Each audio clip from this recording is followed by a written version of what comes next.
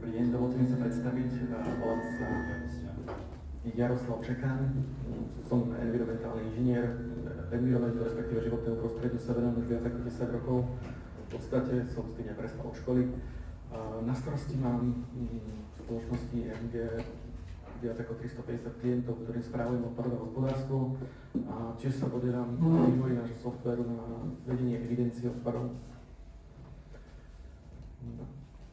O čom si dnes budeme hovoriť?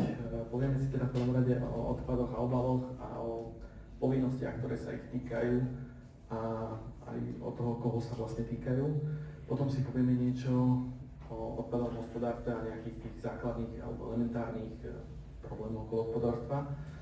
A následne si povieme niečo o zmenách, ktoré nás čakajú v tomto roku, teda v roku 2024. No a keďže ide o veľmi veľa povinností, tak aj nejaký ten spôsob, ako sa s tým úspešne vysporiadať.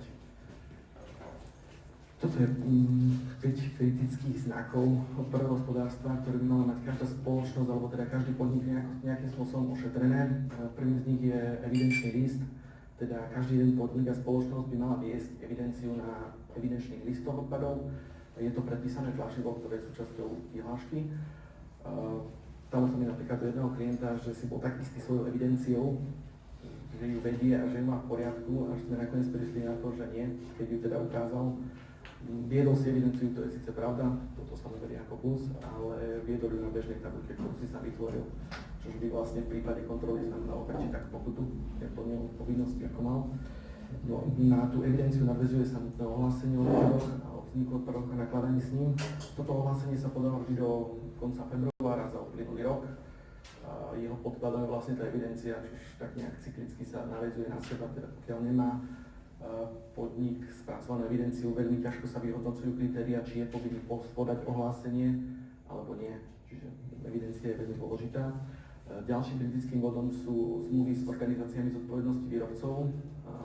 Tuto konkrétne ide o obaly. Tomuto bodu sa budeme venovať trošku neskôr, čiže ho nejak tak trošku preskočím. Ďalším kritickým bodom sú doklady k odpadom, ktoré v spoločnosti vznikajú. Ide o vážne listky od zberových spoločností, respektíve sprievodné listy nebezpečných odpadov. Tie vlastne sú podkladom pre tú evidenciu a to je zase podkladom k tomu ohláseniu, čiže ale to tak trošku na seba nadväzujúce, čiže keď chýba jeden krok, je to veľký problém. No a ďalším takým tým tiež podstatným kritickým bodom je uskladnenie odpadov, ich označenie v podnikoch a samotné to ich usporiadanie v prevádzkach a podobne mali byť správne označené a nebezpečné odpady majú dokonca ešte viacej takých tých kritérií, ktoré treba splňať. No, je tu nejaký výrobca obalov, alebo teda je si niekto vedomý toho, že by reálne vyrábal obaly? Predpokladám, že asi nie, alebo teda každému napadla odpoveď, že nie je výrobcom obalov. Nemusí to ale tak byť. Náš zákon totiž to definuje výrobcu obalov 6 rôznymi spôsobmi. Prvým z nich je ten taký klasický plnič balíč, to už z názvu vyplýva, že je to niekto, kto plní, ten naplní obal, alebo teda niečo zabalí. Možno pri predstave bežnej je to niekto, kto naplní obal nápojom, to je asi taký ten štandardný plnič balíč, ale nie je to len práve tento plnič balíč, ale je to aj niekto, kto napríklad prevádzkuje e-shop a predáva cez e-shop nejaké produkty, tak ich automaticky odosiela napríklad poštou a tým pádom používa krabice, sáčky, nejaké tie fólie a podobne, čiže balí a plní takisto aj, čiže tiež považovaný za výrobcu.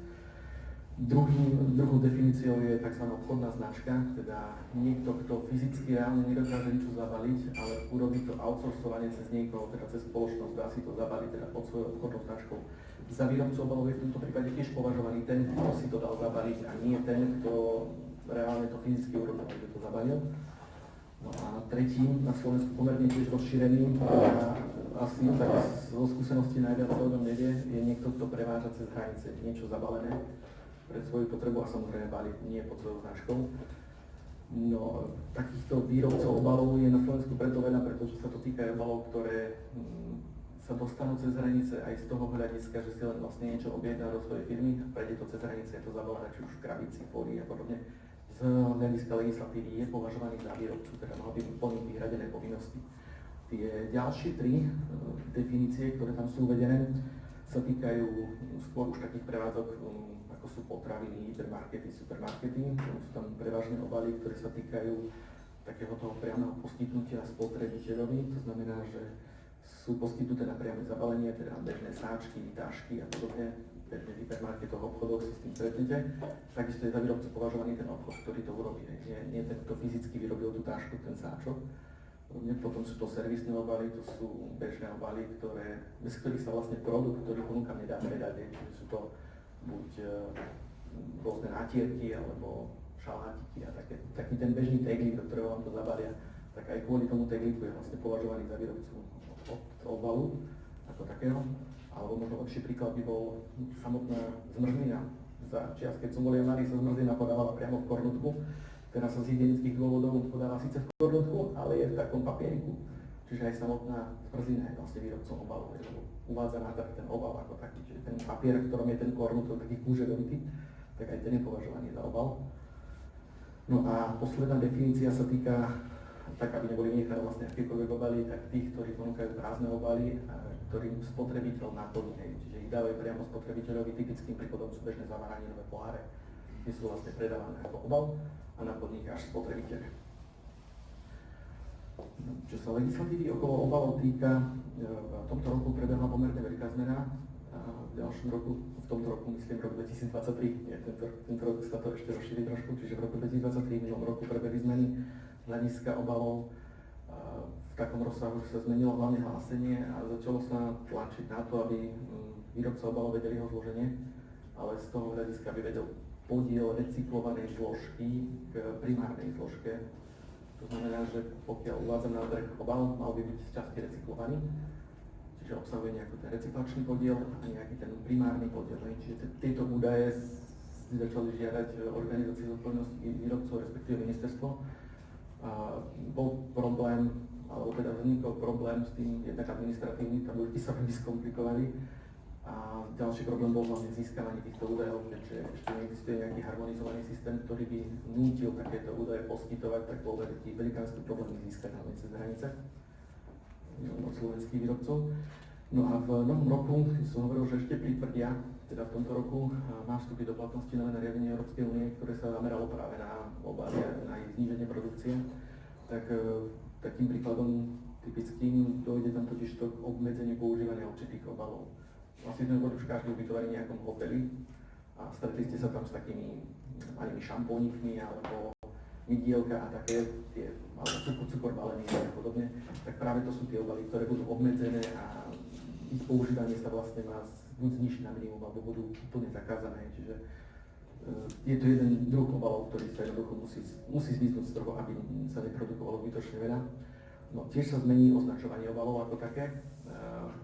Jednak je to kvôli tomu, že sa teda vyžaduje zloženie a dohliadanie na to zloženie, čiže sa zmení označovanie v takom zmysle, že by mali byť všetky údaje, čo sa toho obalu týkajú priamo na tom obale, či už formou nejakého QR kódu alebo vypísané normálne textov a podobne, ale mali by tam byť označené už aj teda podiely tých recyklovaných zložiek a dokonca by mali pribudnúť informácie typu, ako s tým obalom nakladať, aby teda konečný spotrebiteľ vedel, kde to má skončiť, aby to nekončilo teda v komunále, respektíve tam, kde nemá.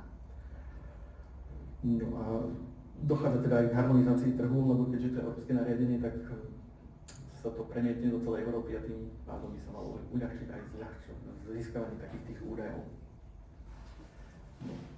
Myslíte si napríklad, že sa vás stále problém odpadov a obalov netýka? Neviem, či viete, čo je toto. Keď si predstavíte našu republiku, Slovensko, na mape, ten náš tvar klasický, tak toto konkrétne je ostrov, ktorý vznikol v Pacifiku. Vznikol z odpadov, z obalov hlavne a je asi tak 20-krát väčší ako naša republika, čo sa plochy týka. No a o jeho hĺbke, to je obrovské množstvo, niekoľko desiatok tisíc tón, čiže tam je to asi 80 000 tón odpadu. On sa formoval pomerne dlho, ale je to vlastne dôsledok toho, že sa ignoroval sa systém, ktorý je nastavený a vlastne končili odpady z obalov tam, kde nemali a oni sa nakoniec niekde prejavili. Veľmi dôležité je tiež brať do úvahy aj to, ako dlho trvá, kým sa nejaký ten odpad, respektíve obal rozloží. Len bežnému papieru to trvá mesiace, čiže štandardne používaný materiál, aj ten papier ako taký, Ale príkladom typicky môže byť plienka bežná. Človek povedal, že sa rozloží pomerne rýchlo, ale u nej to je na stovky rokov, kým sa rozloží. Alebo bežne používané plechovky ako obaly. Tiež sú to desiatky rokov, kým sa rozloží takýto obal. Keď skončí teda tam, kde nemá.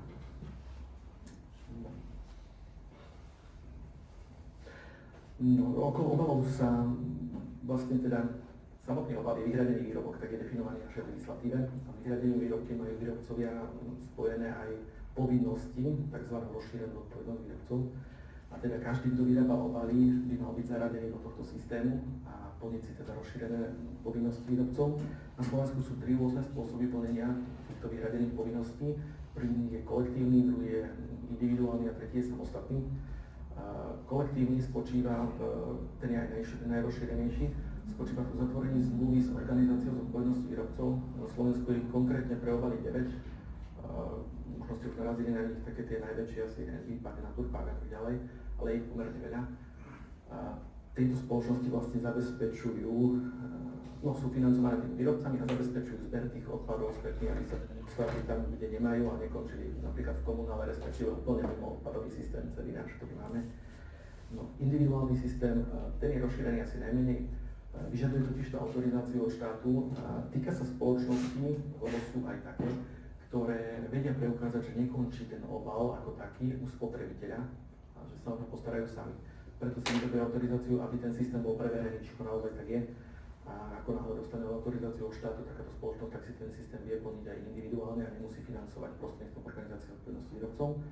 No a pomerne tiež rozšírený spôsob je ten samostatný, týka sa spoločností, ktoré vyrábajú obaly do 100 kg za rok, ale v máre nie jedného materiálu, ale všetkých obalov, ktoré vyrobia, respektíve uvedú na trh.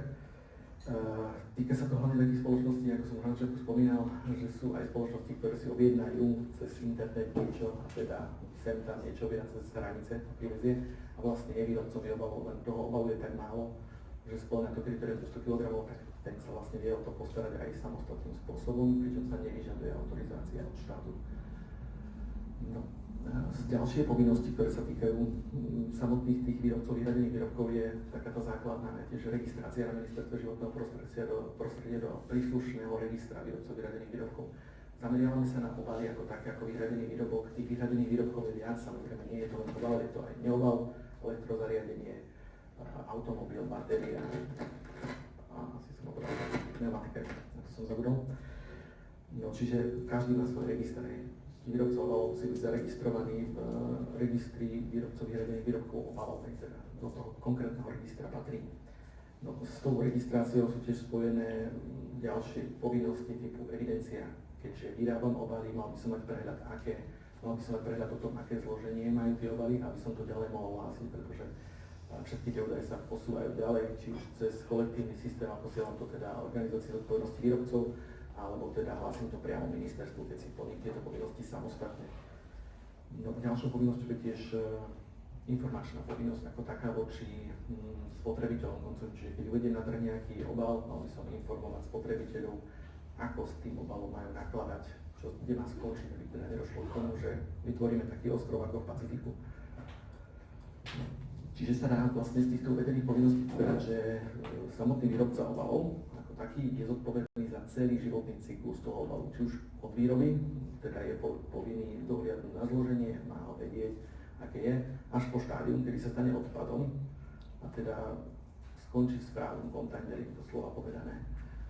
No, na toto slúži vlastne ten systém organizácie zodpovednosti výrobcov, ktorý jeden zabezpečuje separovaný zber, to si asi všimli, to sú tie farebné kontajnery, ktoré máte všade. No a potom dochádza totiž to aj niekedy k duplicitným platbám, ale to sa týka hlavne takých tých spoločností, ktoré majú veľmi malé množstvo obalov a vedia sa o nich postarať aj sami.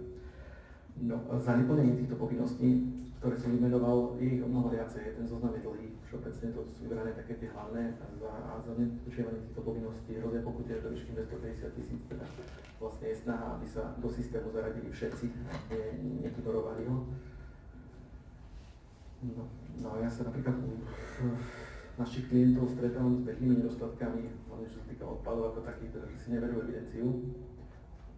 alebo teda vedú, ako som už spomínal, na nesprávnych tlačivách a tak ďalej, lebo nemajú vedomosť o tom, že existujú nejaké tlačivá na to, aby to bolo vedené správne a že existuje forma na vedenie evidencie, teda ono má svoje predpísané parametre, ako sa má viesť. No, tým, že nevedú evidenciu je zaciklená s ohlásením a tak ďalej, samozrejme neplnia si ďalšie povinnosti, čiže to je taký ten štandardný rozpočet, na ktorý dochádzam.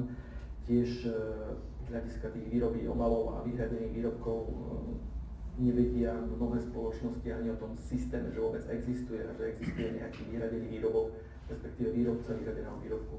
Alebo teda, že tu dokonca môžu byť aj oni tým, že niečo kúpia cez hranicu. Toto sú také tie bežné nedostatky, ktoré narážame asi pravidelne aj stále. No a keďže nevie o systéme, že existuje, tak samozrejme s ním sú spojené ďalšie veci, o ktorých nevedia, teda povinnosť registrácie, že existuje, že majú povinnosť viesť si evidenciu ako takú, jednak s obalom, nie len z odpadov, ale aj obalového hospodárstva. No a keďže majú možnú čiastku, respektíve nemajú žiadnu evidenciu, keď už teda prídu na to, že sa niečo také má robiť, alebo niečo teda poviem, nastaví sa to, aby sa zisťovali tie informácie, tak sa stretávam tiež s obrovským problémom získavania informácií ohľadom obalov. Momentálne je to naozaj veľký problém, ale rieši sa teda tým nariadením Európskej únie, by sa malo harmonizovať trh, čo znamená, že by to teda malo dojsť k nejakému zosúladeniu. Rozprával som o mnohých povinnostiach, aj keď nie úplne všetkých, lebo je naozaj veľmi veľa. Tak ako som na začiatku spomínal, poďme si aj nejaký spôsob, ako to ošetriť a teda ako sa vyhnúť ich neplneniu. Spoločnosť MG Odpady aj prostredníctvom napríklad mňa poskytuje nejaký cynický servis okolo odpadového hospodárstva a jeho nastavenia v každej spoločnosti.